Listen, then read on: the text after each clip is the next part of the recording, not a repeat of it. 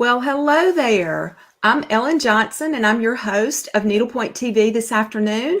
Welcome to another episode. It's great to be here with you as always. And it's always great fun for me to know who's with me. So please make sure that you type hello or say hello and then tell me where you're watching from. If you're watching on Facebook, also make sure that you let me know because I check all of those. I always love to go back and see where you are in this great, big, wonderful world we live in. And in addition to that, when you say hello, it lets me know that you can see me and hear me okay, which fingers crossed you can. So I'm going to I see we have several people that are watching. So I just haven't, there's a little bit of a delay between when you type something and when it pops up for me to see. And all right, good deal. So I know that we're in good shape because I see Susie has joined me and Karen. So great.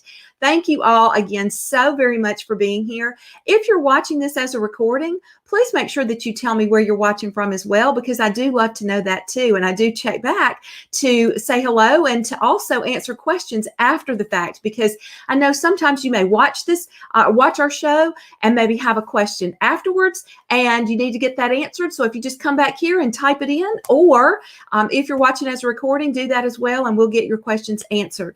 One quick reminder, if you would do me a really big favor, if you have a question during the course of the time that we're here together today, please type that in all capital letters. It makes it so much easier for me to find those questions, and then that way we can be more assured that you're going to get those answered. So without further ado, I've got my notes here, so I don't want to forget anything. Again, welcome. And so last week we talked about silk threads. And we talked about some of my favorite silk threads. So if you haven't seen that episode of Needlepoint TV, make sure you check that one out too, because there's a lot of really good information in that one. But during the course of that broadcast, and then even afterwards, I got several questions about using threads, like how do you open the skein? How do you use the thread? How do you store the thread? So that's what we're going to talk about here today. For those of you that are relatively new to my world, I was a needle workshop owner for 14 years prior to turning my attention to the online space. Now I teach needlepoint to people who want to develop their needlepoint skills so that they can become more confident stitchers here online through my website, serendipityneedleworks.com, and through our programs, Needlepoint Made Easy, which is a beginner course in needlepoint, and then also the Stitchers Club, which is our membership for people who want to learn how to choose stitches and threads for their projects. So that's where a little bit about me and my background. And so what do you say we just dive right in? Because as I said before, I've been doing this for a long time and I have a lot of experience with different kinds of threads. So I want to make sure we get to everything today. So let me see if there are any questions or anything that I need to address first before we do dive in. Oh, we've got lots of people watching. So hello to all of you. Goodness gracious. I see Lisa and Maureen. Good deal. And Susan, hadn't seen Susan in a while. So glad to have you back with us. And great. Okay, so yes, spring cleaning. Judy says, how is your studio coming along? That is something we're going to have to talk about on another day because it hadn't made much progress. But for sure, I'm working on it. It's just going to be a slow process. So yes, thank you for keeping me accountable. And yes, I most definitely will share progress pictures with you when I'm not embarrassed for you to see. So thanks so much. Okay, let's see. So here we go. Let's just go ahead and dive in. So threads come, let me look at my list here. So threads come basically in three forms, or they come in three, what we called when I was a shop owner, and you still call it that, a put up, a skein, which is this, and this is a pepper pot skein. There's also this kind of skein. This is water lilies. So this is a skein and this is a skein, but they look completely different. So skeins and then threads also come on cards. This one, you can tell I've used a lot of the splendor off of this card, but Rainbow Gallery sells their threads on cards. So this is a card, and then spools. So this is a spool of Londonderry linen thread. This is a really neat thread that you really don't hear much about.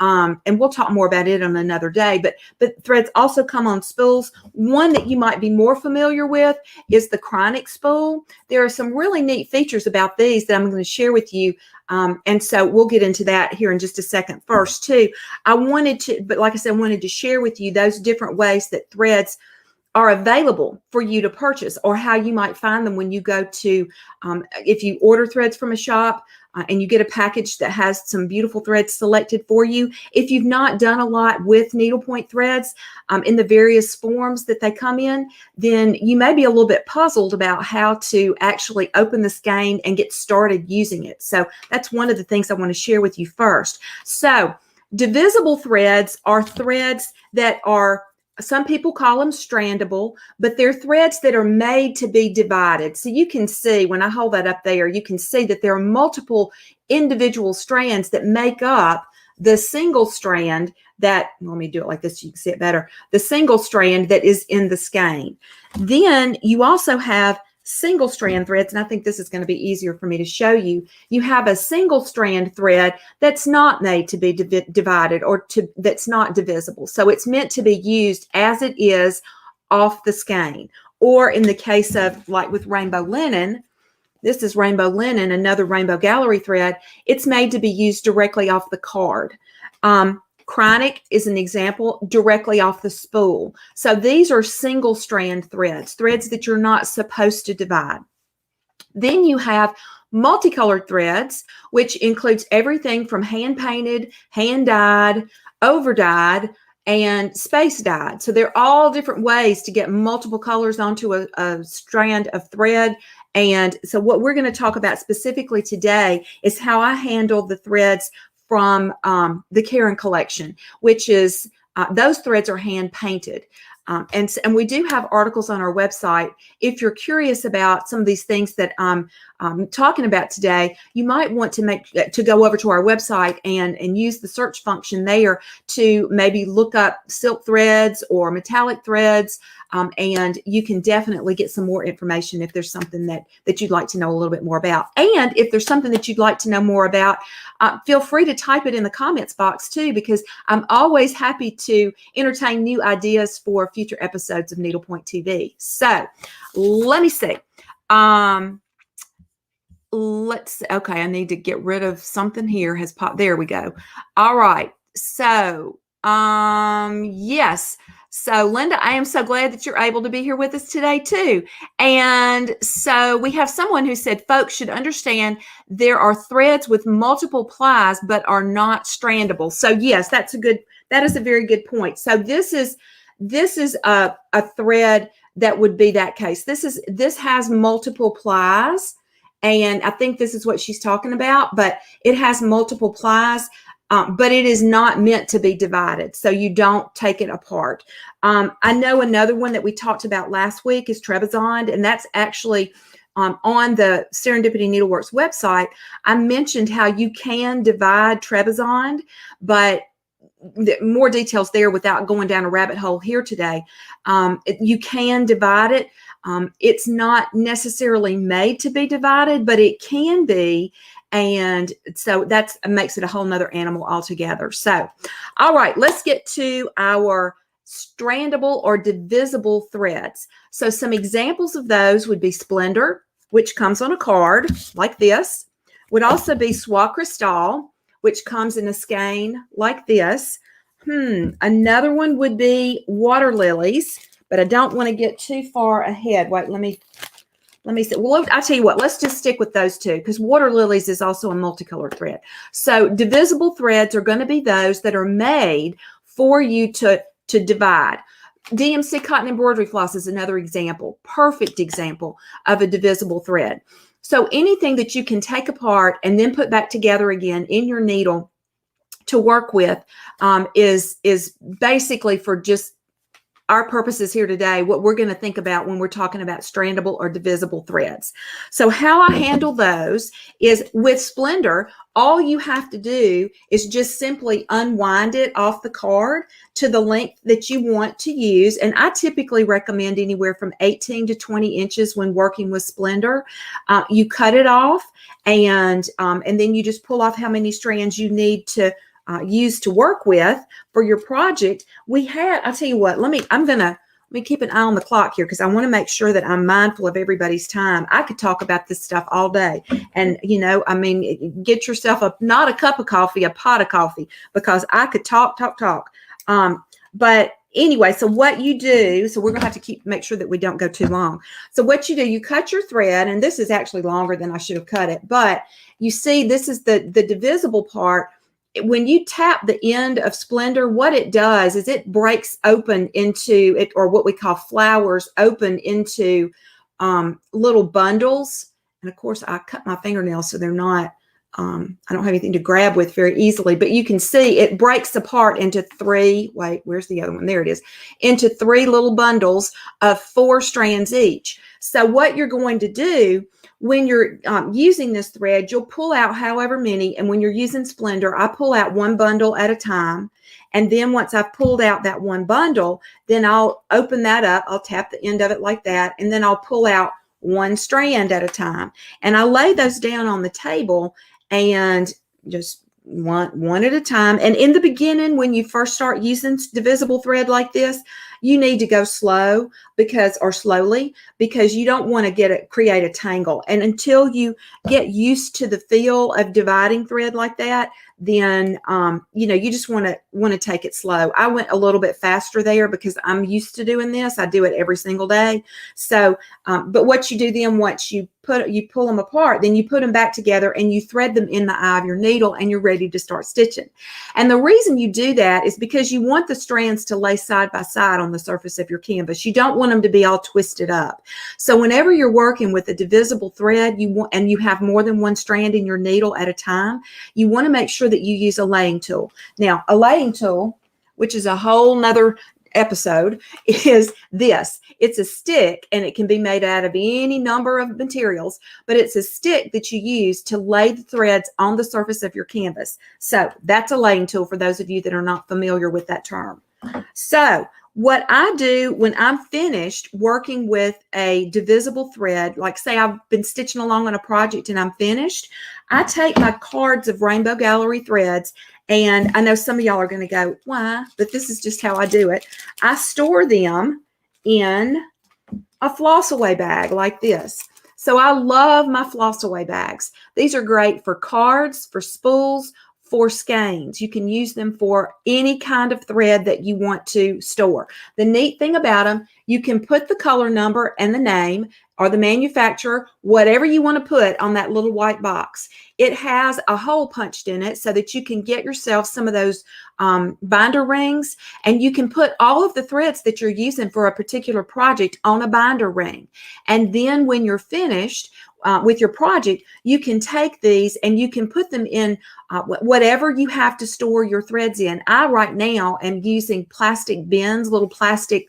They're bigger than shoe boxes, bigger than plastic shoe boxes, but and quite frankly, they're too big for me to pull over here and get out to show you right now. But what we'll try to do is share some pictures with you during the next week or two, and then in the blog post that, by the way, will not be published on Thursday this week, but on Monday of next week. So this week is a little different, and I'm going to take a second here to just give you a heads up. We're doing a new website, and our new website is going to be ready for publishing very soon.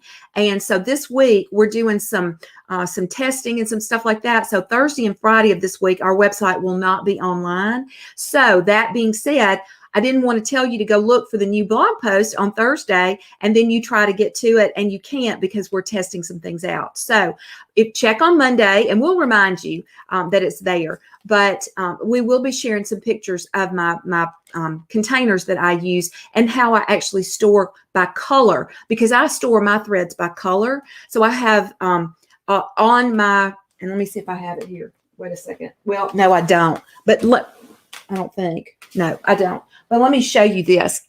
Reach back here really quick and grab it. So this is my thread color palette.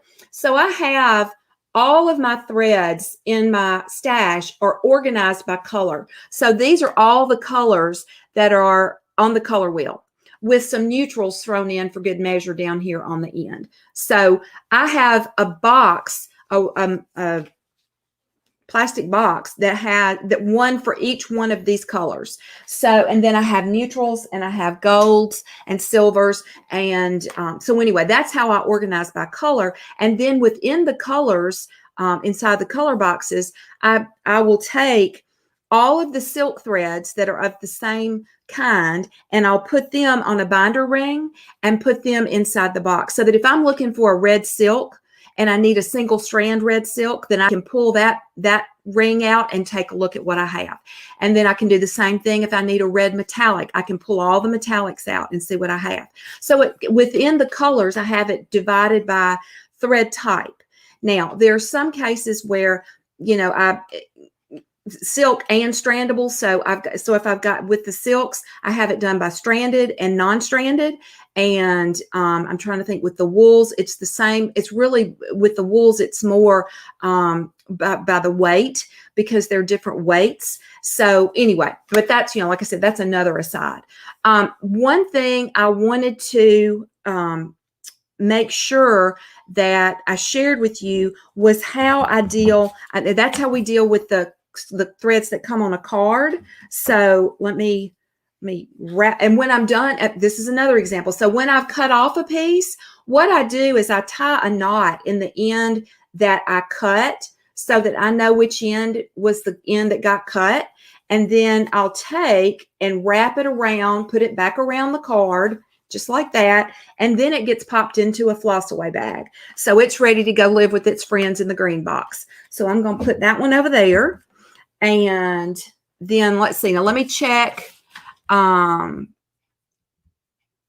me see. Do I have anything that anybody has posted that I need to? Okay, what size needle? Great question, Lisa. I use a 22 tapestry needle on 13 mesh canvas, sometimes on 18 mesh canvas. And the reason I use it on 18 mesh canvas is if I need to open up the canvas threads more, so that I can get like a novelty thread to go through. So if I'm using Petite Very Velvet on 18 mesh canvas, I'm going to use a 22 needle, because what that does is it pushes those canvas threads apart, so that when I take the thread through, it doesn't drag as much on the canvas threads. So a 22 for 13 mesh, a 22 for 18 mesh when I'm working with novelty threads, or threads that I don't want to get a lot of fraying. You know, nothing like silk. I sometimes will use a 22 if I'm using 4 strands.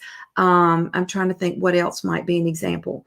So I said Petite Very Velvet. Another example might be fuzzy stuff, or what's an Arctic Rays? Yeah, anything where I'm using a thread that has a lot of texture to it, or something that I don't want to get a lot of wear on it. Otherwise, I use a 24 tapestry needle on size 18 mesh canvas. So I think that covers. And for those of you, just a little tip: the larger the number of the needle, the smaller the needle. So in other words, a 24 tapestry needle is smaller than a 22 tapestry needle. So that maybe will kind of help you keep that straight. Okay, so let me see what we have. Oh, thank you all so much for your sweet comments. It's a joy to be here with y'all every week. I look forward to this so much. So thanks for being here. All right. So with the divisible threads, Soie Cristal is a perfect example. So let me just show you, and I'm going to try and scoot up here just a little bit. So Jerry has a good question while I'm trying to get, let me get my, do I have my Stitcher's Best Friend down here? I don't know if I took it back upstairs. I may have. So let me see if I can get this to help me get this. So look, this is how Karen Collection, they tie the tag on to the card, or the tag onto the thread. So I usually try to untie that. And of course, I'm not probably going to be, it's not going to cooperate today because I want it to. But let me see if I can get it undone. Here we go. Yeah. So you can take the card off, put it to the side, and then what you have is a loop. So see, we've got this loop. When you open it up, you have a, I don't know how big that is. That's probably about 15. So it's probably about, these pieces are, this is, if you cut this in one place, you would probably end up with a piece that's about 30 inches long. I've never actually measured it. And you might, if you're interested in knowing for sure, then you might get a tape measure out and test that. That's something that I've just never checked. I did have a question. Jerry said, why do you need to know which end you cut? Thread has a grain to it so that, and let me show you. Oh, my hands are so rough because I forgot to put lotion on them before I came down here. But let me see if I can, let's see. All right, so I'll tell you what, I'll show you that in just a few minutes because I need to do it on a non-strandable thread. It'll be easier rather than me making a mess because my hands, I need to use my sugar scrub on my hands, or salt scrub, whichever, I can't remember. What is it? Y'all, somebody that knows, I can't remember the name of it. I always draw a blank, but one of you people who knows, who can remember what the name is of the sugar or the salt scrub rather that I use. Wait a minute. It's coming to me. Isle of Lux. That's it. Isle of Lux. So Isle of Lux makes a wonderful, wonderful, thank you, Terry, is salt. Yes, Isle of Lux salt scrub. It's a wonderful, wonderful salt scrub. And what it does, if it's especially useful if you are working with silk thread, because sometimes silk snags on rough spots on your hands. And so we're going to not create a snarl here today, but I'll show you about grain of thread here in just a second, so that I can, and see, I've created a snarl here because I'm trying to get this knot untied, but we will get it. We will get, there we go. Okay, so what happens when you untie, because I don't want to waste anything. I'm very, very mindful of the cost of these threads because they're beautiful, but they're also expensive. So what I do is I'll untie the ends. So now, let me see if I can show you this without really creating a mess. All right, so I have a loop, and you can see I've untied the knot. So next trick is this. I'm going to, and this is on a solid color. Soie Cristal is a solid color silk. So I'm going to cut it in one place. And now I have a long, and of course one of them is longer than the other because this is the piece that was, the company had, it was off by that. So this is what you end up with. So what I'll do in this case then is I'll take it, probably one of them, and the one that's the longest. I'll take this, and then I will, okay, you didn't see me do that. So I've taken it and I have folded it in half like this. And then I take and do a loose loop, and it makes a little knot in there. And that's, it's not tight, but then I'll take it and I'll put it in the floss away bag. And then with this single piece, that's the right color that matches this tag, the one that this came off of, then I'll take it and I will double it back on itself multiple times. And then if I'm real lucky, I get it through the hole the first time, and there it goes. And then I'll loop it through so that I know that this is color 8014 of Soie Cristal. I know what color that is. I have, if I use all of this, almost all of this, and I know that I'm going to need more, I can always keep, so let me, two things. If I have used all of this and I need more, I always have one piece attached to the tag. But I don't ever take this off until I get a replacement, because that way, if these two things ever get separated from each other, I know what color this is. So this can be matched back to where it should live with the rest of the thread that's left over.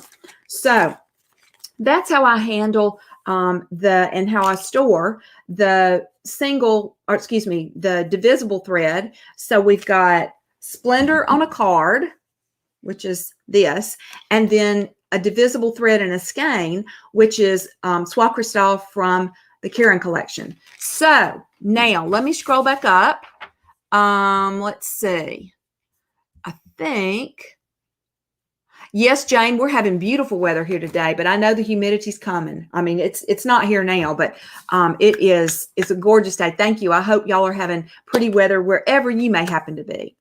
All right, so an example of, let's jump over to single strand threads. So this is, as we talked about earlier, this is a single strand. This is Planet Earth silk, and this is a skein. Now, I don't have, I'm trying to think, a single strand thread. Well, I guess it would be rainbow linen would be an example. So rainbow linen is a single strand thread on a card. Of course, all of the Rainbow Gallery threads I store the same way. Even though they're on a card, I still put them in a floss away bag so that they are easy to keep up with.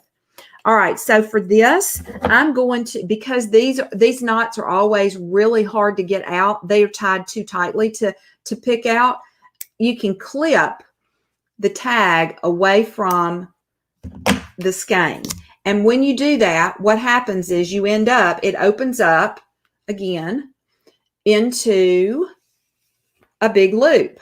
Now, what you'll find, and I know, so this is getting to the question about why does it matter which end you cut?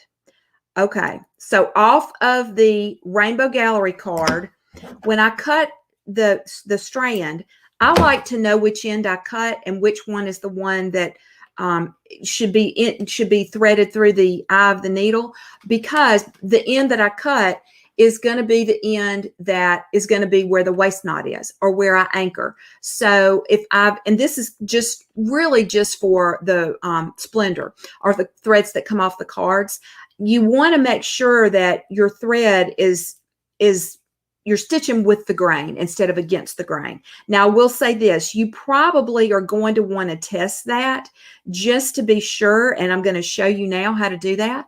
So, I've got the, where's the other end? Here it is right here. So I've got the loop, I've cut the knot that's holding the ends together. And in this case, I'm going to do the same thing I did just a minute ago, and I'm going to cut right there. This is a solid color thread. The Planet Earth silk is a solid color thread. Planet Earth makes 2 silk threads. One is, well, actually they make 3, but there are 2 that are called Planet Earth silk. One is Planet Earth silk, which is this one, and it has the black, is that black? No, it's navy blue. Navy blue tag. And so it just says Planet Earth fiber and then silk. But they also make a thread. Let me see. I don't think I have it down here. It's called Planet Earth 6-ply. And the Planet Earth 6-ply is a divisible thread like Splendor and Soie Cristal. So it's a divisible thread. So you want to make sure when you're working with, or when you're choosing threads, that you're getting the right thing.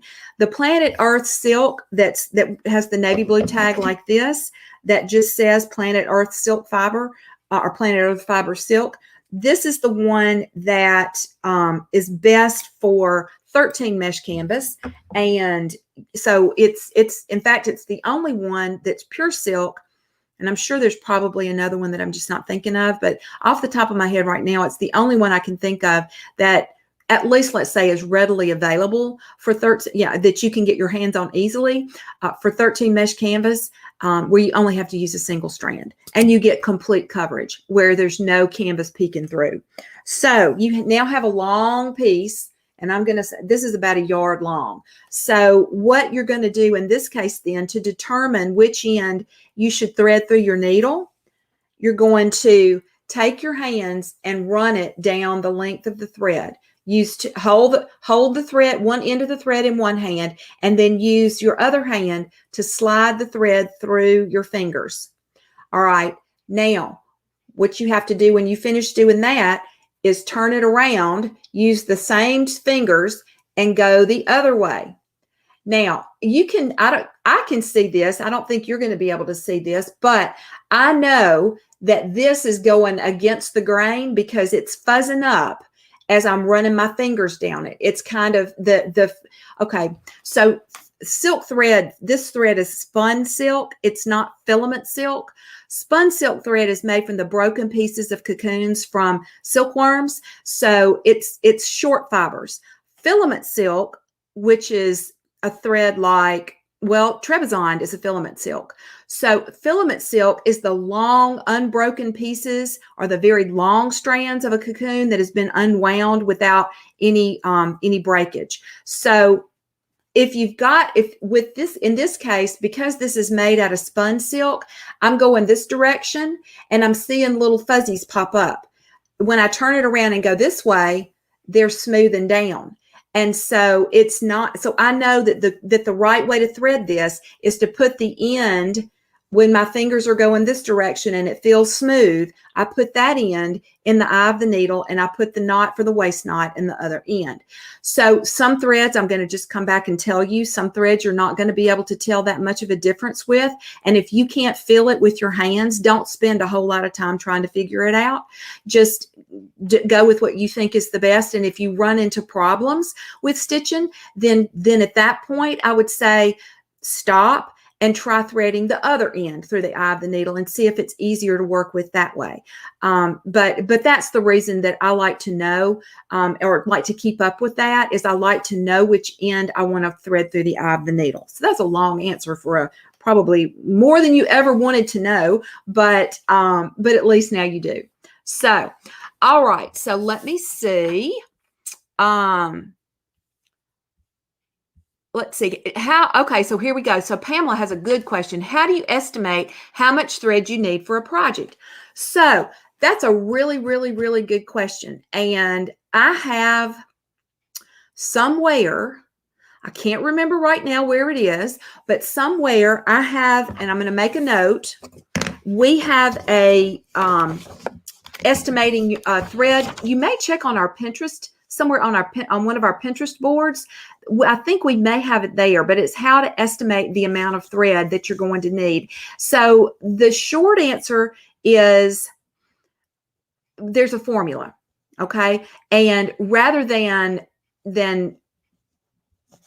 get too far in the weeds on that, I would say check our Pinterest boards for that little graphic that I created. And in the meantime, I'm going to see if I can find it, and we'll try and share it via social media this week too. So let me see. Thread, I'm making a note here. Thread estimate. All right. So I'll know. So let's see. So to store this again, well, I need to do this. Hold on one second. I need to pull one strand off. So this is, again, a single strand. Now, you notice this is 36 inches. What I'm going to do is I'm not going to work with 36 inches, but I don't cut it but one time when I first put it in a little storage bag. So when I'm ready to cut it, to use an 18-inch piece, I'll just cut one of these in half. But I don't pre-cut it, because you never know when you may need a long piece for something. If you're doing a darning pattern, or if you're doing, I'm trying to think, might be another example, an open stitch where you need to be able to get across a longer distance, then I don't ever chop my thread up into short pieces unless it's by accident. I've done that before. I just am stitching and I'm prepping thread, and I'm just kind of not really thinking about what I'm doing. Yes, I do that. And, I might cut it too short, and then it's like, I wish I hadn't done that, because you never know. So that's why I like to keep them longer. All right. So the next is, let me show you Pepper Pot, because a lot of people get Pepper Pot and they go, wow, how am I supposed to use this? So you just take the label off, and you see it's this little bitty skein. So what we're going to do, but it opens up into a big loop too. So, and I've got fuzz everywhere. All right. So here we go. I'm going to cut that, and it's going to open it up. And here's the cool part about this. Okay, look, you get a little bitty loop. Well, and I actually happened to cut the right one, thank goodness. And then you open it up and you get a big loop. So you've got a big loop of thread, just like you had in the other Planet Earth. So this is Planet Earth Pepper Pot. And this is good for 18 mesh canvas. I love using this on 18 mesh. Another good one is Vineyard Silk Classic. It's really good for 18 mesh canvas too. Some people use it on 13 mesh canvas, but I like it better on 18. And so you're just going to do the same thing. You get that big loop once you open everything up. I'm going to do the same thing here. I'm going to cut, and I have one long piece. And again, you can determine what the grain is by running it through your fingers. And this is how I do my pepper pot. So I'm going to take it. I save the little loop, or not the loop, the label. I save the label, and let me see if I can get this to cooperate. It's kind of being fussy. All right, so I just put it through there, but another thing that I do is, oh dear, I hope I haven't tangled this and made a knot. Maybe not. No.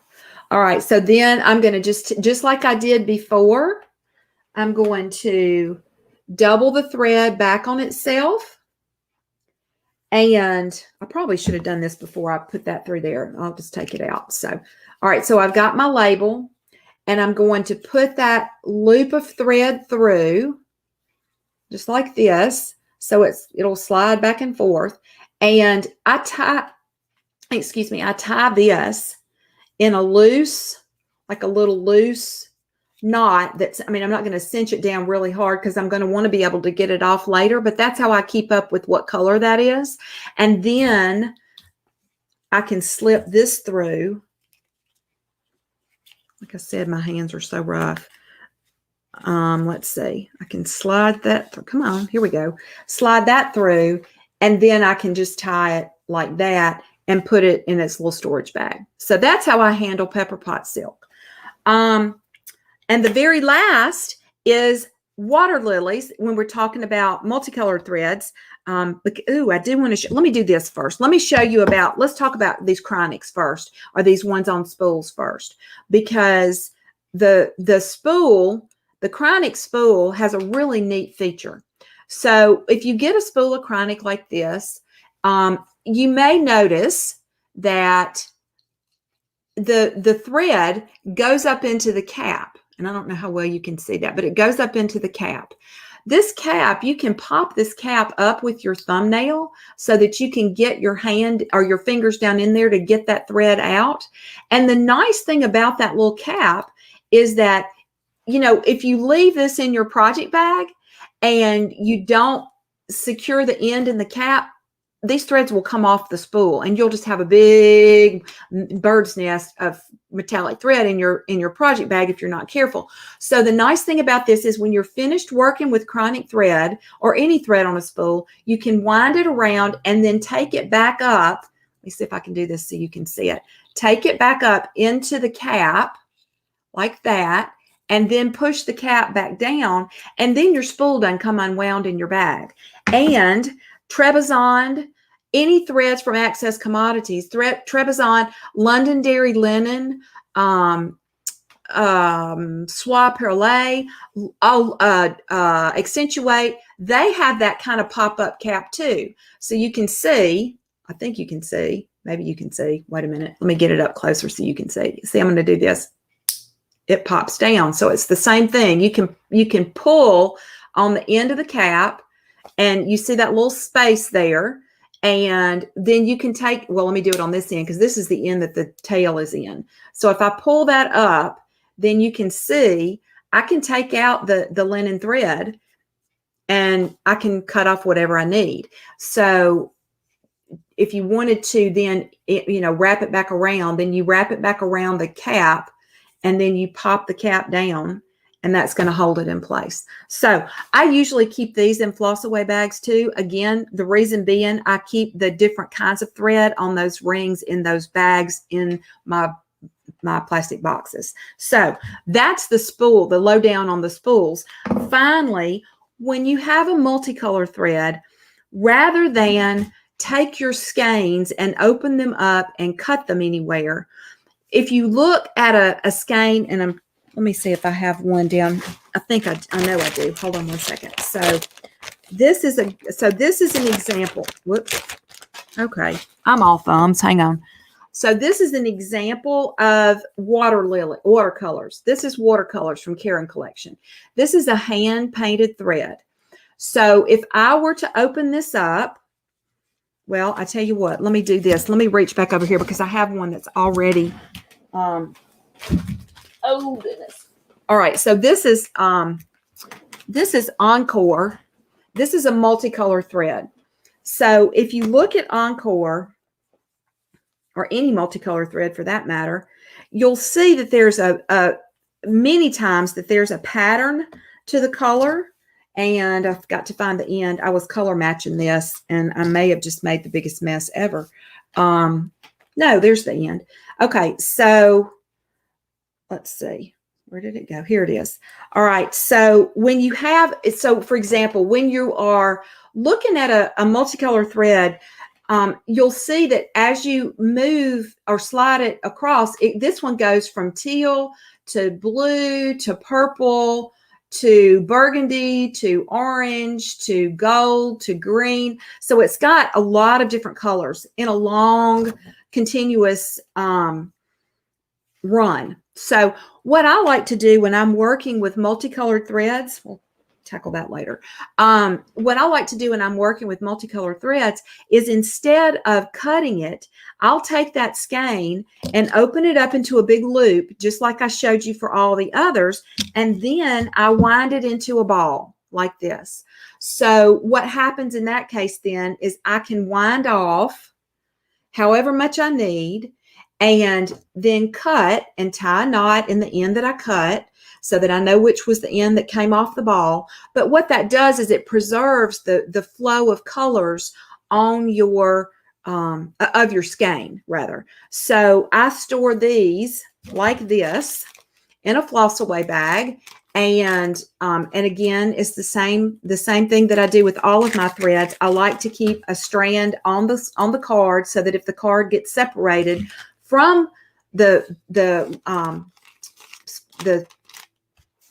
color itself, the thread, the skein, then I know where it belongs. So, you know, if for example, I lock this card mint julep, this is mint julep. So if the mint julep tag, die lot number CS311301 got separated from the thread, then I would know because I can look at it and tell that this should go with this.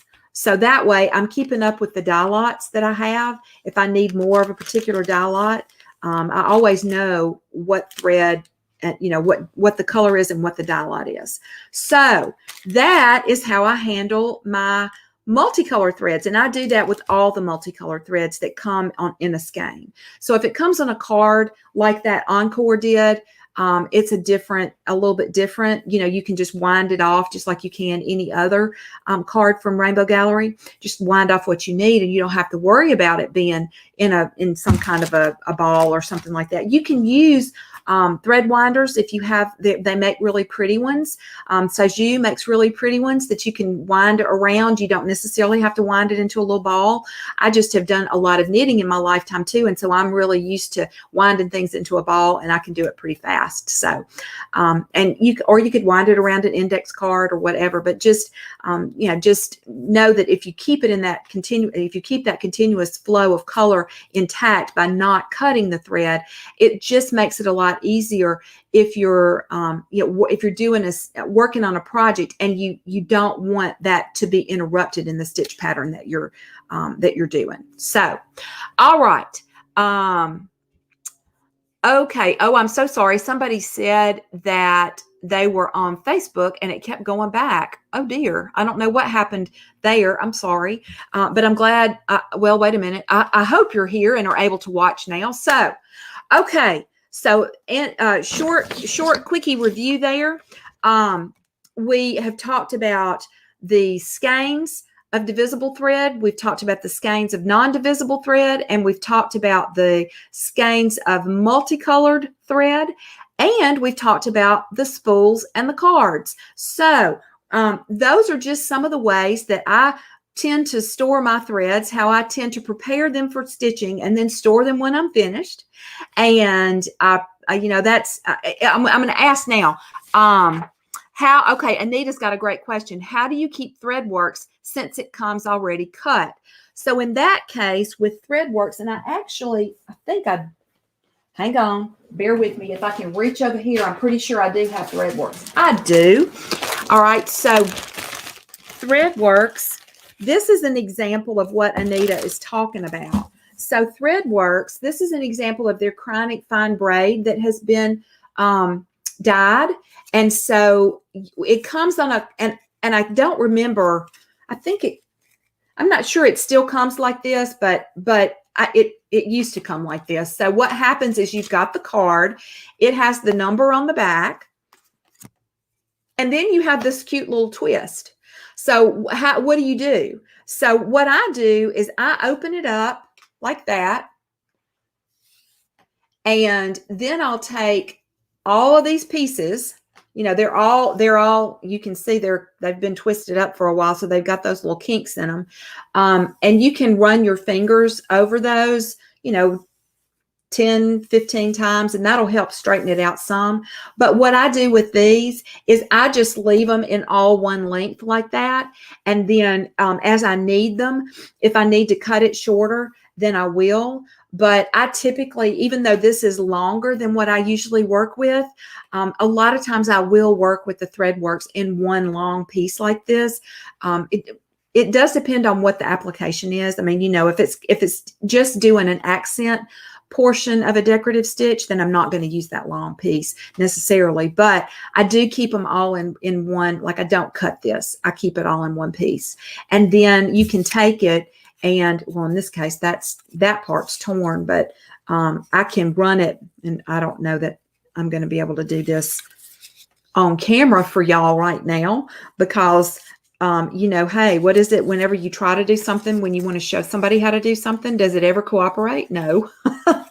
But actually it did. So then what you can do is you can take it back through and just tie it like this, just tie it and put it into a floss away bag. So I hope that's what you were asking, Anita. If it's not, you know, you can always ask me inside the Stitchers Club too. So, okay, so let's see. When you get ready to use the thread with a knot in it, do you thread that length with the knot on to use it? Let me see if I'm following this right. When you get ready to use the thread with the knot in it, do you thread that length with the knot on? I thread the end that's not knotted. So if I don't need all of those strands, what I'll do, and you have to be very careful about this, if you're trying to, and I'm looking at my thread to see if I can get it back over here. So this is oh, excuse me, I'm going to take a sip of water here. And I just looked at the clock. Yikes. Y'all let me talk for almost an hour. Okay, so we're going to wrap it up with this. What I do with this is I'll take this knot, and if I've tied it too tight to get it out, then I'll cut it off. But I have to remember which end it was. And so what I'll do, if I'm using a divisible thread, I will just, you know, make a mental note and get rid of that knot, and then pull out the strands I need, then tie the knot back in the end that was cut, so that, you know, because I've got 2 more bundles here. I've got 8 more strands of thread here. So I want to be able to remember which end was, you know, which end was cut, so that I can put that back together. All right. Yes, good. I'm glad that's what you meant. Good deal. Oh, Anita's saying, how do you keep the color flow going? So what you just have to do is match it the best that you can. Sometimes you have to flip a strand so that you can get that flow back in going the right direction. It's just going to depend. Sometimes the colors are very subtly dyed, and sometimes there's more of a distinct change of color. So what I recommend doing is whatever you've worked with to start with, then you want to try and maintain that same flow of color as best you can. And so it's just going to be, you know, sometimes if it's a more wildly variegated one, sometimes you end up even having to cut a part of the thread out so that you can pick up and keep going with that same flow of color. But yeah, every one of them is different. So yeah, it just is going to depend on the way it's dyed, you know, what the color, what colors are included, if it's one that's very variegated or multicolored, as opposed to one that's very subtle, more like a monochromatic color. So, all right. Okay. So, okay, and Susan has a good tip too. So, all right, well, y'all, like I said, I have. So make sure you read Susan's tip as well. I am going to wrap this up because, like I said, I have gone on way longer than I intended to. This always happens when I do these live. I end up talking forever, but it's been a joy for me to be here with you today, and I appreciate you taking the time out of your schedule to join me. If you haven't already subscribed to our channel, make sure that you do that. You can click on the red button below, and if you want to get notified anytime something new gets posted here on our YouTube channel, then make sure and click that little bell as well. And if you're watching on Facebook, hop over to the Serendipity Needleworks channel on YouTube and sign up there so that you can be notified when we're going to be going live too. So thanks for joining me. I hope you have a wonderful rest of your day. And until next time, happy stitching. Bye for now.